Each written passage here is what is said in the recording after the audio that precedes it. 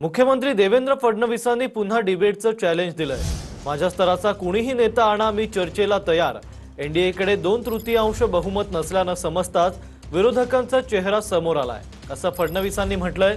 तर 1 कोटी महिलांच्या सह्या राहुल गांधींच्या तोंडावर माराव्या लागतील, असंही फडणवीसांनी म्हटलंय।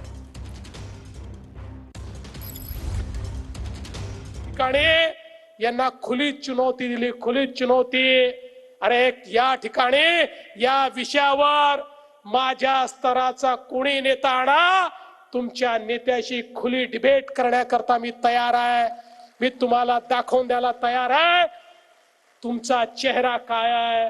ते गाणं आहे ना, एक चेहरे पर कई चेहरे लगा लेते हैं लोग, तो चेहरा आता आपल्याला काँग्रेसचा, उबाटाचा, शरद पवार पार्टीचा या ठिकाणी पाहायला मिळाला।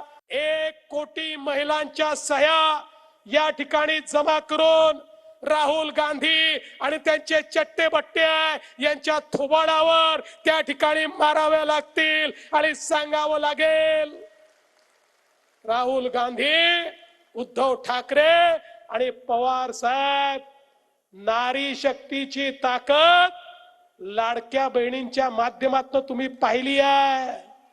एकदा बहिणी संघटित झाल्या तर तुम्हाला विरोधी पक्ष नेता बनवण्या इतक्या देखील जागा देत नाही।